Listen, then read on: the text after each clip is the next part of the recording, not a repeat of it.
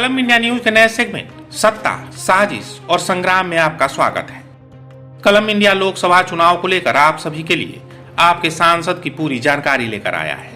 हम हर एक संसदीय सीट और उस सीट से जुड़े नेताओं और सांसदों का रिपोर्ट कार्ड आपके सामने पेश करते हैं और पार्टी किस नेता पर भरोसा जताएगी इस पर हम चर्चा करते हैं।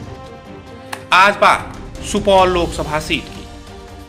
सांस्कृतिक रूप से काफी समृद्ध सुपौल सहरसा जिले से 14 मार्च 1991 में विभाजित होकर अस्तित्व में आया था।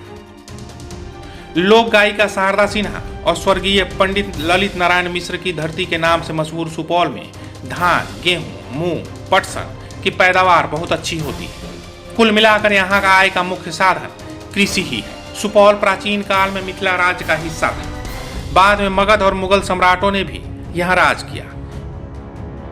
ब्रिटिश काल में सुपौल के प्रशासनिक और सामरिक महत्व देखते हुए 1870 में इसे अनुमंडल का दर्जा दिया गया था। सुपौल में कांग्रेस हमेशा से मैथिली ब्राह्मणों की पसंदीदा पार्टी रही है। उसे पूर्व केंद्रीय मंत्री ललित नारायण मिश्र और डॉक्टर जगन्नाथ मिश्र की छवि का लाभ मिलता रहा है।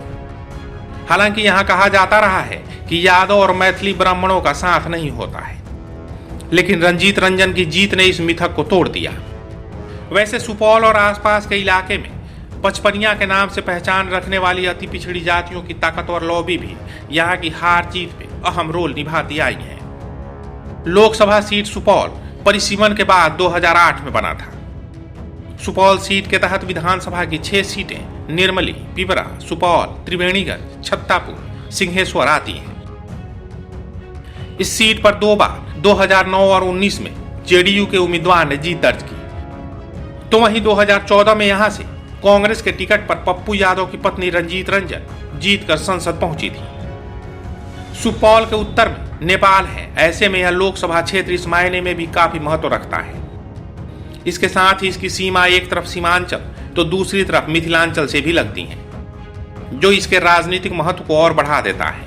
यह पहले मिथिला का हिस्सा हुआ करता था। इसे पौराणिक समय में मत्स्य क्षेत्र भी कहा जाता था।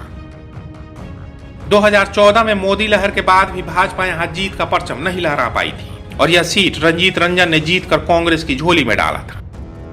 हालांकि 2019 में रंजीत रंजन यहां अपना राजनीतिक दबदबा कायम नहीं रख पाई और यह सीट जदयू ने जीत ली।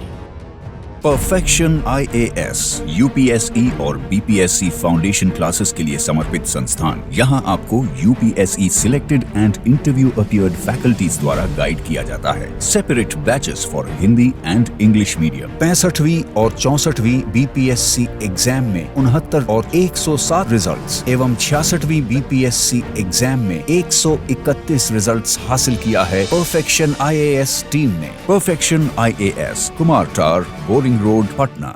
2009, 2014 और 2019 3 चुनाव में अपनी किस्मत आजमा चुकी रंजीत रंजन को इस सीट पर केवल एक बार 2014 में सफलता हासिल हुई। इस सीट पर रंजीत रंजन के पति और जन अधिकार पार्टी के अध्यक्ष पप्पू यादव का अच्छा खासा दबदबा रहा है। इस सीट पर रंजीत रंजन को तब सफलता मिली जब भाजपा और जदयू 2014 में अलग अलग चुनाव लड़ी। ऐसे में अभी 2024 में भी भाजपा जदयू अलग अलग चुनाव लड़ेगी और ऐसा माना जा रहा है कि इस सीट पर महागठबंधन के जिस दल को चुनाव लड़ने का मौका मिलेगा उसके लिए राह थोड़ी आसान होगी। सुपौल सीट पर यादव और मुस्लिम वोटर बड़ी संख्या में है और उनका दबदबा रहता है। वहीं ओबीसी और मुसलमान मतदाता यहाँ के चुनाव को अपने वोट से प्रभावित करते रहे हैं। यहाँ कोसी के कारण होने वाला कटाव और बाढ़ सबसे बड़ा मुद्दा है। शिक्षा और स्वास्थ्य के लिहाज से भी यह काफी पिछड़ा क्षेत्र रहा है। बाढ़ की वजह से पलायन भी यहाँ की आम समस्या है। वहीं 2024 की बात करें तो यहां से अब रंजीता रंजन चुनावी मैदान में नहीं उतरेंगी क्योंकि कांग्रेस ने उन्हें राज्यसभा भेज दिया है। ऐसे में अब यहां से कोई महागठबंधन की ओर से नया उम्मीदवार हो सकता है। हालांकि पिछली बार जेडीयू और बीजेपी साथ चुनाव लड़ी थी। ऐसे में यहां के सिटिंग MP का भी टिकट कटना तय माना जा रहा है। वहीं बिहार में जेडीयू से गठबंधन टूटने के बाद बीजेपी के शीर्ष नेतृत्व का सबसे ज्यादा फोकस बिहार के कुछ सीटों पर है, जिसमें सुपौल भी शामिल है। कहा जा रहा है कि सीट पर महागठबंधन की ओर से कई नाम पर चर्चा तेज है, जिसमें दिनेश प्रसाद यादव और दिलेश्वर कामत का नाम शामिल है। कामत अति पिछड़ा वर्ग की केवट जाति से आते हैं और अभी सिटिंग MP भी हैं। हालांकि यहां से कांग्रेस का कोई नेता भी चुनाव लड़ सकता है। सूत्रों का कहना है कि पप्पू यादव भी कांग्रेस नेतृत्व के संपर्क में है और उन्हें भी टिकट दिया जा सकता है। और इसके पीछे बड़ी वजह बताई जा रही है कि उनकी पत्नी रंजीता रंजन यहां से सांसद रह चुकी हैं। ऐसे में उनका दावा भी मजबूत दिख रहा है। वहीं बीजेपी को इस लोकसभा के लिए नए चेहरे की तलाश है। हालांकि कई नामों पर चर्चा तेज है, जिसमें कामेश्वर चौपाल का भी नाम शामिल है। हालांकि कई और नामों पर चर्चा तेज है, लेकिन देखना होगा कि इस बार टक्कर किन दो चेहरों के बीच होती है। इस संसदीय सीट में मतदाताओं की संख्या 13 लाख से ज्यादा है, जिसमें 7 लाख के करीब पुरुष और 6 लाख के करीब महिला मतदाता शामिल है। सुपौल लोकसभा सीट से आपके सांसद का रिपोर्ट कार्ड पर हमारी खास पेशकश आपको कैसी लगी, आप जरूर बताइएगा और कमेंट बॉक्स में अपना कमेंट लिखकर हमें सुझाव भी दे सकते हैं। स्टोरी पसंद आई हो तो कलम इंडिया का हौसला बढ़ाएं, हमारे चैनल को सब्सक्राइब करें, वीडियो पसंद आए तो लाइक और शेयर करें। अगर आपके पास कोई सुझाव हो तो हमें कमेंट बॉक्स में लिखें, या फिर ऐसी ही कोई और कहानी सुनना चाहते हैं तो आप हमें कुछ इनपुट्स के साथ जानकारी साझा करें।